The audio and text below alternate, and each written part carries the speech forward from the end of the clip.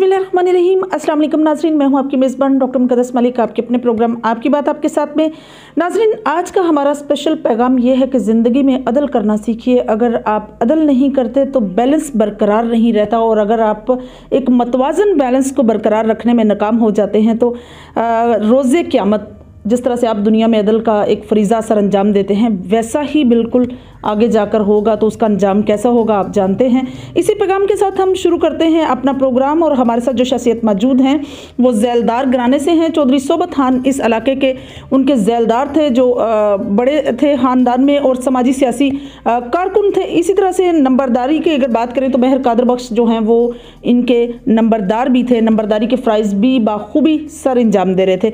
इसी ख़ानदान की बात करें तो सियासत में चौधरी सरफराज का एक नाम रहा। चेयरमैन रहे यूनियन कौंसिल कच्छ चनातर के, जो पहले एक यूनियन कौंसिल बड़ी यूनियन कौंसिल थी जिसमें से ये डिवाइड होकर कच्छ चनातर को सेपरेट किया गया है।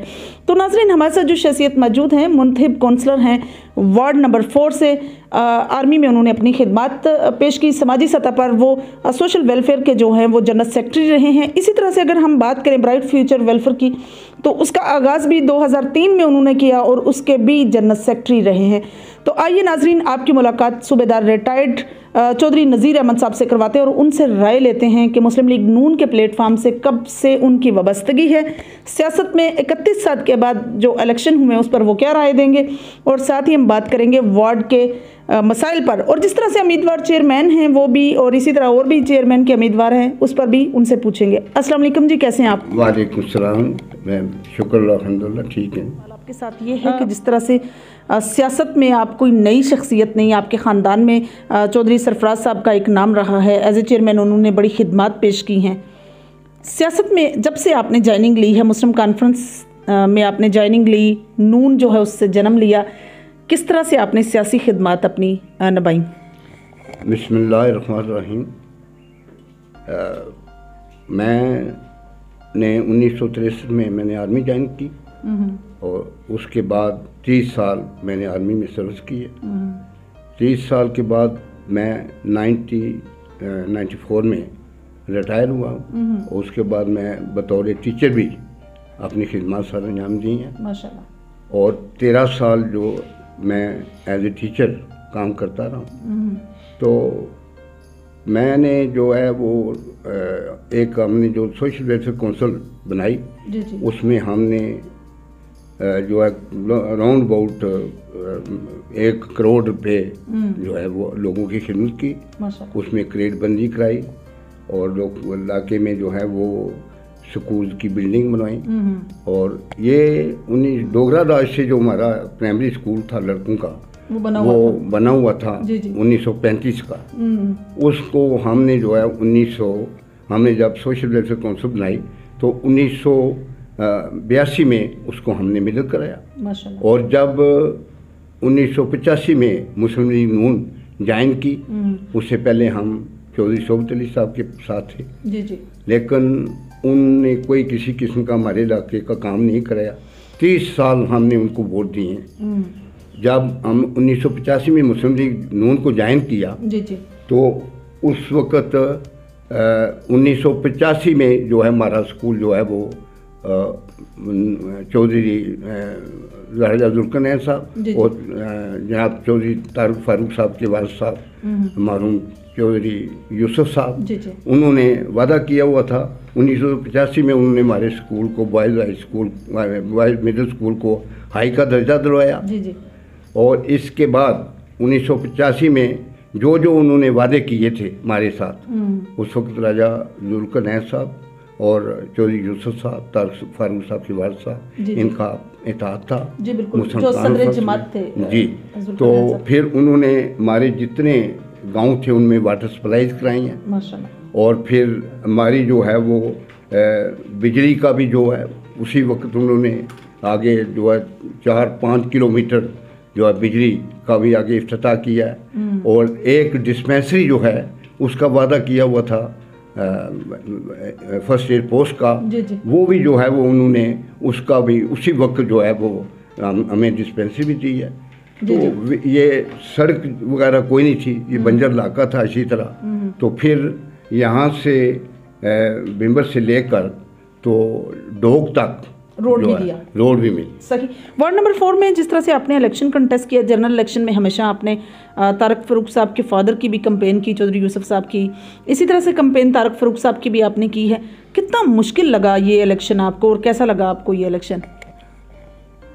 असल में तो ये जो इलेक्शन है, जो जनरल इलेक्शन होता है, तो उसमें तो एक खुलेआम जो मीटिंग्स होती हैं जी जी, तो उसमें एक इलाके के 2-4 किलोमीटर 5 किलोमीटर में एक ही जलसा करा दिया जी जी, और सारे लोग उसमें शामिल हो जाते हैं। बिल्कुल। लेकिन ये जो वार्ड के इलेक्शन है, ये इसमें दुश्वारी ये होती है कि मैं खड़ा हूँ तो मेरे मतलब है कि जो साथ दूसरा मेरा अपोनेट है, जो मेरे मुखालिफ है, वो भी सारे उसके और हमारे रिश्तेदार इकट्ठे होते हैं, बरादरी इकट्ठी होती है। जी जी, तो इसमें बड़ी मुश्किल पेश आती है कि ये लोगों का जो है वो डोर टू डोर जाकर बात सुननी पड़ती है। लेकिन मुझे इतनी दुश्वारी नहीं हुई है। क्यों? उसकी वजह ये है कि मैंने जो है वो पहले सोशल वेलफेयर काउंसिल में काम किया हुआ था जी जी, उसके बाद ब्राइट फ्यूचर में काम किया हुआ था, लोगों की खिदमत की हुई थी। तो लोगों ने मतलब है कि मुझे इतनी दुश्वारी नहीं हुई है। लोगों ने जो है वो मतलब है कि बड़ी खुशी से मेरी जो है वो वोट कास्ट की हैं और मेरी मदद की। सही। जिस तरह से आप चेयरमैन के उम्मीदवार हैं तो किस तरह लगता है आपको? जिस तरह से मैं समझती हूँ कि 7 ऑलरेडी आपकी 6 जो हैं वो वार्ड्स की सीटें हैं एज ए काउंसलर, और 3 जो हैं वो एक लेडी काउंसलर बनी है, एक यूथ के काउंसलर बने हैं, किसान की सीट है वो भी आपने विन कर ली है। तो किस तरह आपको क़यादत पर लगता है कि क़यादत आपको चूज़ करेगी एज ए चेयरमैन? मुझे क़यादत पर पूरा भरोसा है जी जी, कि क़यादत इंशाल्लाह मेरी खिदमत को मद्देनज़र रखते हुए तो मुझे पूरी 100% उम्मीद है कि बतौर चेयरमैन मुझे ही नॉमिनेट किया जाएगा। और पहले हमारे 6 मेंबर हैं, उनमें भी कोई इतना बड़ा इख्तलाफ नहीं है। उम्मीद है कि वो सारे भी चाहते हैं कि क्योंकि मेरा तल्लुक़ जो है वो 38 साल हो गए हैं। पहले मुस्लिम कॉन्फ्रेंस थी, उसके बाद मुस्लिम लीग नून से है, तो उस हिसाब से भी जो है वो मेरा हक बनता है कि मुझे बतौर चेयरमैन जो है मुंतखब किया जाए। तो मुझे पूरा भरोसा है अपनी क़यादत पर कि इंशाअल्लाह चौधरी फ़ारूक साहब जो है वो मुझे ही नॉमिनेट करेंगे चेयरमैन के लिए। सही। यूनियन कौंसिल में अगला मरहला आ जाएगा फंड्स की फ्राहमी का। अगर तो ज़िले के जो चेयरमैन हैं वो KDM से बनते हैं, जिस तरह पाकिस्तान में PDM है इस तरह KDM बन रही है आज़ाद कश्मीर के अंदर, तो फिर तो चलें किसी हद तक माना जाता है। लेकिन अगर चेयरमैन PTI से बनते हैं तो किस हद तक आपको यकीन है कि फ़ंड्स की फ्राहमी होगी? इसमें जो है वो आइन और कानून के तहत जो हमारा हक बनेगा, इंशाल्लाह अगर PTI का भी बनता है तो वो हमें हक ज़रूर मिलेगा और हम कानून के मुताबिक, आइन के मुताबिक अपना जो है हक उनसे लेंगे। तो अगर KDM का बनता है तो फिर तो हमारे लिए ज़रा सहूलत होगी जी कि वो मतलब हम इजी लोगों की खिदमत कर सकेंगे। लेकिन कोई ऐसी बात नहीं है।